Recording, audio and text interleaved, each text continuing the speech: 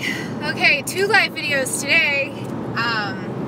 Driving again. I just left the Texas Alcohol Beverage Commission and turned in the last little pieces for my wine and beer license and food and beverage certificate so that I can be licensed to sell beer and wine. And I'm gonna have a sangria smoothie, y'all. What? You walk in, be like, I want this organic fruit, this organic fruit, this organic fruit. Blend it up with some imported wine. No fluoride from California, please.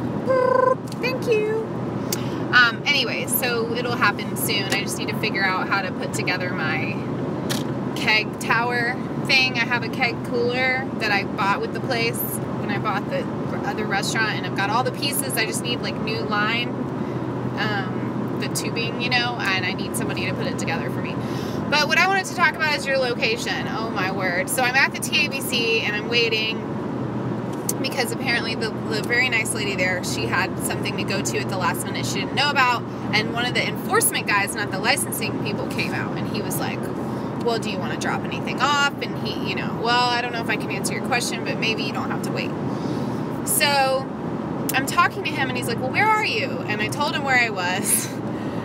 And he's like, you need to carry a gun. So yes, I'm sure all my customers will love hearing this, but during the day it's not really an issue. But at night, once we get wine and beer, we're going to be open till midnight, and it is a rough part of town. It is, and everybody knows it. So anybody that lives around here and they hear Rancier, they know. And so there's a thing called gentrification, which is kind of like what I'm trying to do, but it seems like a vain attempt. Which is where you go into an older part of town or a low-income part of town, or, you know, left behind kind of community, and you put in a cool hipster kind of place, and that is kind of what that is exactly what we're doing. But the community has to kind of be involved in that. The community has to be involved in wanting to build up that part of the community, and I don't really feel that vibe here in Killeen, Texas. I think they want to forget that part of town. It's very sad because there are human beings that live there, actual human beings that eat, drink, and, you know, drive cars and have jobs and children, and there are drug dealers and gangsters and, you know, prostitutes too that live there, of course, and mentally ill and homeless people, but they're all human beings, okay? So anyway, like I said, during the day it's totally fine. Like, we're close to the one gate of the base, and it's really convenient for soldiers to come in, but it does change at night. I'm next to a tattoo shop, and then I'm 2 doors down from a bar, like a nightclub kind of bar, and I just want to do wine and beer and have food, and you know, so some people from the bar might come over, but my location is not ideal. But here's the thing, like, your location may not be ideal either. You're not a pop-up restaurant. I say that a lot because I'm not a pop-up restaurant. This is me. This is American dream, okay? This is like, I have a dream. I'm opening my own business. I put my inheritance, my credit card, cash advances, a personal loan. Like, I mean, we've just, like, half of my husband's paycheck, bless his heart. Oh my goodness. I don't know what I would do without him. He's just amazing. Just putting everything in. Over $100,000, okay, to get a restaurant started. And this is a nice restaurant. It's not like a little tiny little, like, oh, I'm a little tiny home with an espresso machine. No, we are a nice restaurant with music equipment, which I already had, and, you know, keg cooler and merchandising freezers and full kitchen and, you know, full service and all that. So yeah, but to buy like a Red Robin would be like $250,000. So you have to have money to start. But your location is, if I was in like the prime location where people want me to be right now, I'd be down in Harker Heights or Cove. And Harker Heights, you know, you're looking at $5, $6 a square foot, I think, to rent. I don't even know, because no one would give me a straight answer. So dear customers, do you want to know why I'm on Rancier? Because they're the people that gave me a chance. They're the people that actually gave me a chance. It's so sad. Do you know how many commercial properties I called for like over a year? I'd drive by and I'd be like, oh my gosh, would that work? Would this one work? Where's this? Ooh, it's close to my house. Ooh, this one's right over here by the Barnes & Noble. Oh, what about this one? And I'd call and I'd call and I'd call. 90% of them wouldn't even call me back because they heard my voice and it was a startup and I was a female. 90%. Because I say, how much is the rent? And as soon as you say how much is the rent, they're like, psh, I'm not renting to that person. What?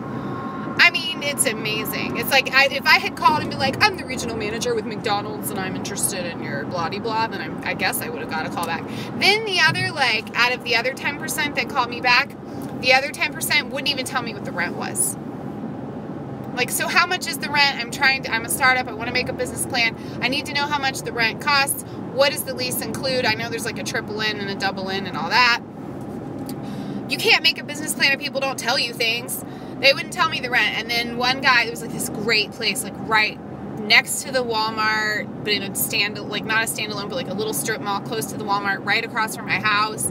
Wouldn't even tell me what the rent was. It was like the opposite end of a coffee shop or whatever. It was just, would have been great because I would have probably ditched the coffee at that point.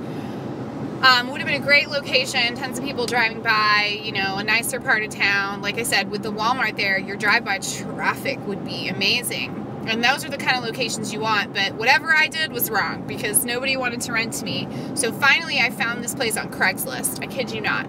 My husband calls my purchase contract a pirate's note. Because I was looking for, I mean, it was over a year.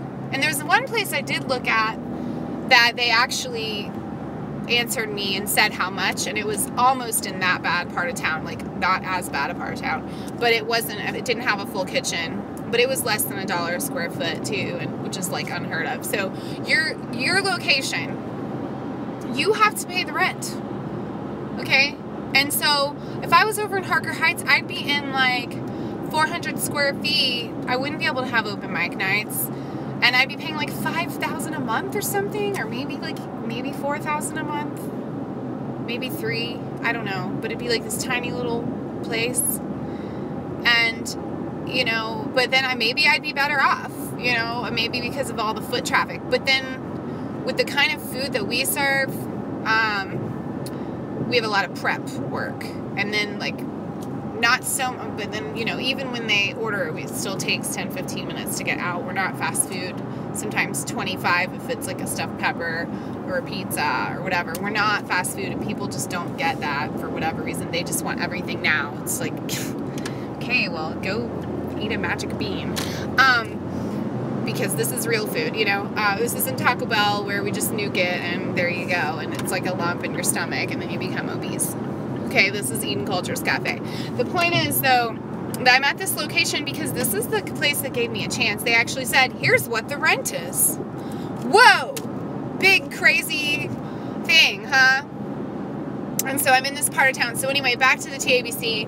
I'm talking to the enforcement guy, and he was actually really nice, and he said, he found out where I was, and he said, you need to carry a gun, you know, because there's been so many armed robberies and da-da-da at night. He said it's at night. He was very clear.